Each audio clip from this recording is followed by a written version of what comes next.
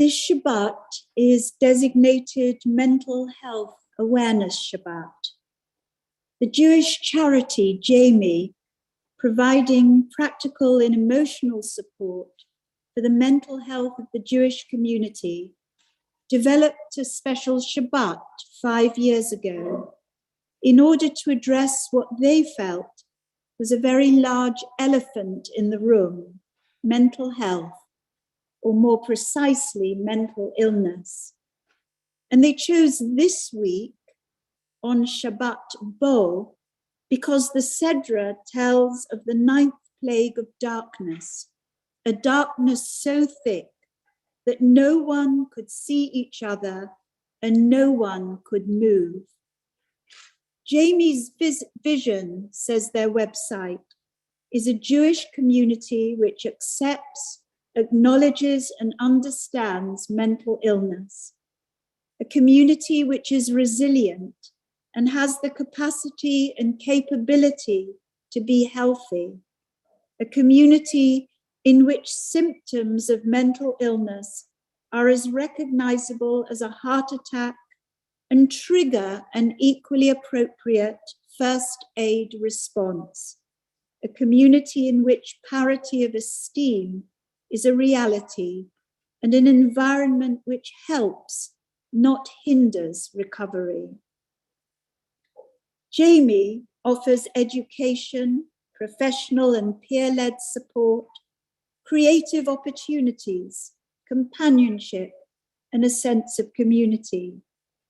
It is not a crisis emergency service, but helps people on their way to recovery and aims to put an end to the stigma and discrimination that surrounds mental illness.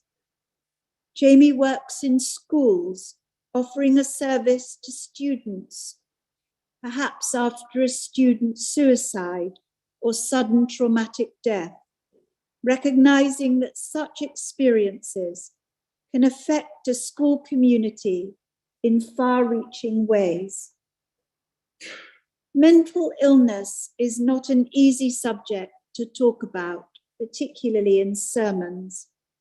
Although the media and prominent individuals such as the newsreader Hugh Edwards have sought to highlight mental illness, I wonder to what extent people still live with the stigma attached to anxiety and depression and conditions such as bipolar and personality disorders, eating and obsessive compulsive disorders, paranoia, post-traumatic stress disorder, addictions, and many other illnesses that affect us, all of us, in one way or another.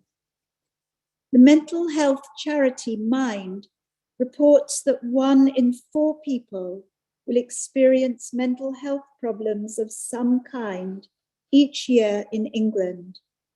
1 in 6 people report experiencing a common mental health problem, such as anxiety or depression, in any given week in England. And these figures are a conservative estimate.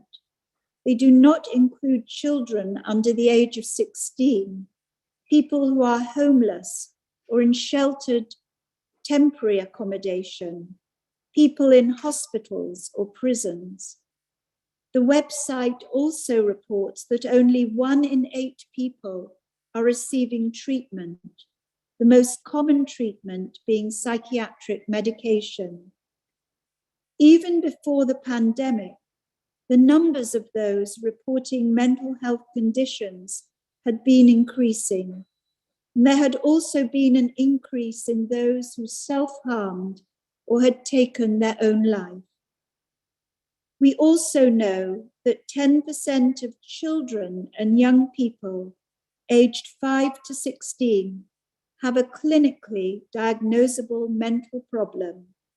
Yet 70% of children and adolescents who experience mental health problems have not had appropriate interventions at a sufficiently early age.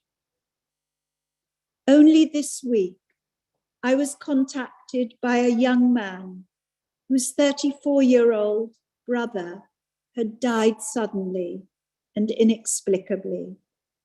The brother, who had mild learning difficulties, lived with his mother, who had been diagnosed with a physical condition that left her unable to speak or eat, and of course profoundly depressed. Despite his difficulties, this son was caring for his mother. He knew and understood her medication. And although there was a degree of codependency between them, he was aware enough to understand the distress her condition caused her. But the effects on him of caring for his mother were incalculable. His physical health declined, and he stopped looking after himself, and he himself became profoundly depressed, comforting himself by eating continuously. The effect of this sudden death on his mother and siblings is traumatic and a source of deep sadness in a family already suffering because of their mother's illness. What can synagogues and religious communities do to include and support those with mental illness? Extensive and recent research provides evidence that there is generally a positive relationship between religion and both physical and mental health. While there are many aspects to religious life, it is those related to community that have the strongest relationship with mental health. Community can play a pivotal role in people's lives, particularly for those not born in the country of their residency. Recent evidence shows that religious congregations are an important source of social capital, providing individuals with a network of social ties with like-minded individuals who share their beliefs and behaviors, their ideas and interests, and their values and vision, which may be associated with better health. We see in our own congregation that when families or individuals move from other countries, for example, the process of integration and involvement in our events, services, and activities may reduce loneliness and create a sense of belonging, and support is readily available. Involvement in religious communities has been shown to reduce stress, depression, and suicide. Like most other congregations, in spite of moving into the virtual world of Zoom and other platforms, we have had to close down the many activities and events that took place in person before the pandemic and that we tried to reopen in the autumn. The Out and About Club, Restaurant Tuesday, Video and Tea, Singing for the Mind, the drop-in for people seeking asylum, all our adult education, and for a year, Rimon, our religion school. And although we have tried hard to maintain and create ties among members of the congregation and those who aren't members, we know that bringing people together in person is what helps to mitigate loneliness, stress, and anxiety. A survey conducted in an Israeli synagogue in Jerusalem during the pandemic revealed a higher level of anxiety among English speakers as opposed to Hebrew speakers. It may have been because those who were more recent olim, immigrants to Israel, were more isolated, had less family around, and were more dependent on the support of their synagogue. As we approach the second anniversary of the outbreak of COVID-19, I think it would be useful for liberal Judaism to conduct a survey of its constituents members to ascertain, number one, the demography of our membership, age, sex, employment, children, education, country of birth, and health, among other things. And then, two, to go on to ask people about their mental health during these past 2 years. Did you feel anxious, panicky, or upset? Were you at risk of depression? Did you feel as though you were falling apart? How did the virus affect your stress levels? How frightened were you of catching COVID, going to hospital, infecting elderly relatives or friends? And how important was your community during the time of COVID? To what extent did the sense of community help your levels of resilience and equilibrium?